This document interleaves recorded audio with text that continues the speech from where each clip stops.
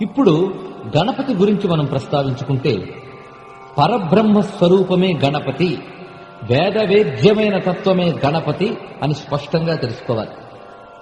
ఏదైనా ఒక పూజ చేసినా, పురస్కారం చేసినా, ఏ శుభకర్మ చేసినా ప్రథమంగా మనం గణపతిని తలంచుకుంటాం. దానిలో వాడబడే వేదమంత్రం ప్రసిద్ధంగా అందరికీ తెలిసినదే. గణానాం త్వా గణపతిం హవామహే కవిం కవీనాముపమస్రవస్తమం జ్యేష్ఠరాజం బ్రహ్మణాం బ్రహ్మణస్పత ఆనశృణ్వన్నూతిభిస్తీదసాదనం అని ఆ వేదమంత్రం. ఈ మంత్రాన్ని బాగా ఏకాగ్రంగా పరిశీలిస్తే పరబ్రహ్మ యొక్క తత్వమంతా ఇందులో నిబద్ధం చేశారు వేద మహర్షులు. దీని ప్రధాన భావం ఏమిటంటే, గణములలో గణపతిగా ప్రకాశించే ఓ దైవమా, నిన్ను ఉపాసిస్తున్నాము లేదా ఆహ్వానిస్తున్నాము. నువ్వు ఎటువంటి వాడివి అంటే కవీనాం కవిం, కవులకు కూడా కవి అయినటువంటి వాడవు. ఉపమశ్రవస్తమం, ఉపమశ్రవస్తమం అంటే పోలికగా చెప్పదగినటువంటి మిక్కిలి కీర్తి కలవాడు అని ఒక అర్థం. సృష్టిలో ఏదైనా ఒక గొప్ప వస్తువుని చూస్తే ఆ గొప్ప వస్తువుని చెప్పడానికి మరో గొప్ప వస్తువుతో పోలుస్తాం. అందంగా ఒక ముఖం ఉంటే చంద్రుడిలాగా ఉంది అంటాం, అంటే చంద్రుడు అప్పటికే అందంగా ఉన్నాడు గనక. ఇలాగా పోల్చడానికి లేదా ఆదర్శంగా చెప్పడానికి ఉత్తమమైన కీర్తి కలిగినటువంటి వాడు అని అర్థం ఉపమశ్రవస్తం అంటే.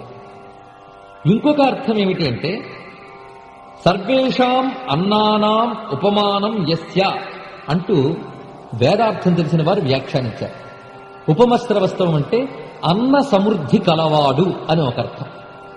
ఇప్పుడు గణపతికి ఎన్ని లక్షణాలు చెప్తున్నారు? గణానాం త్వా గణపతిం హవామహే, ఓ గణపతి అన్నారు. గణపతి అంటే గణములకు పతి. గణములకు పతి అయిన వాడు ఎక్కడున్నాడు? గణముల్లోనే ఉన్నాడన్నారు.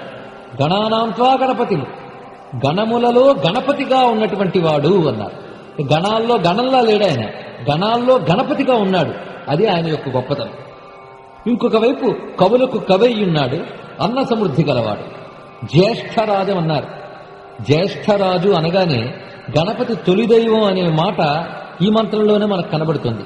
జ్యేష్ఠ అంటే పెద్దవాడు, మొదటివాడు అని అర్థం. రాజా అంటే ప్రకాశించువాడు అని అర్థం.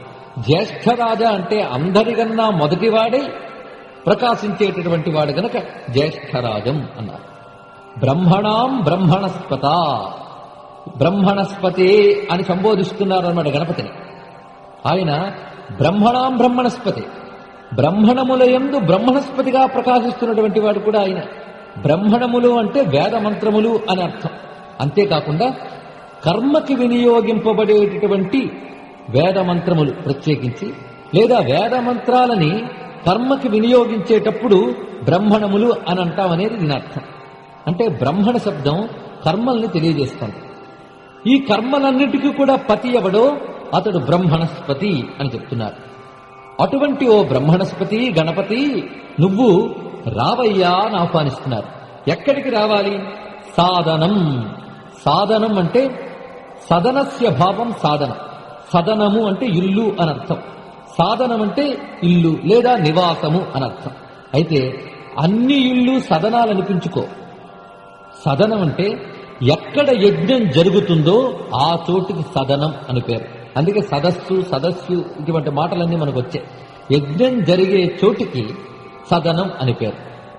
అంటే ఎవరి ఇంట్లో నిరంతరం దేవతారాధనలు అనే యజ్ఞాలు జరుగుతాయో ఆ ఇల్లునే సదనం అనాలి, లేకపోతే కొంప అనవచ్చు మనం. గృహం సదనం ఎప్పుడవుతుందంటే యజ్ఞాలు జరిగేటటువంటి ఇల్లే సదనం అవుతుంది. అలాంటి సదనములోకి రమ్మంటున్నాం గణపతిని. ఎలా రావాలి అంటే ఆ నహ శృణ్వన్ ఊతిభిహి సీదా అన్నారు. నహ అంటే మా యొక్క, శృణ్వన్ అంటే విని అని అర్థం. మా యొక్క విని అంటే మమ్మల్ని విని అని అర్థం. మమ్మల్ని విని అంటే మా మనస్సులో ఉన్న భావాలు, మేము చేసే ఈ ప్రార్థనలు, మేము పలికే ఈ ఆహ్వానాలు విని రావయ్యా. ఎక్కడికి రావాలి? మా సదనానికి రావాలి. ఎలా రావాలి? ఊతిభిహి అన్నారు.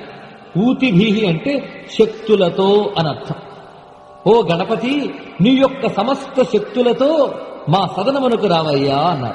గణపతి గాని తన సమస్త శక్తులతో వచ్చాడా ఇంకా సదనం దివ్యమైపోతుంది. ఆ సదనంలో జరిగే ప్రతి యజ్ఞం నిర్విఘ్నంగా జరుగుతుంది.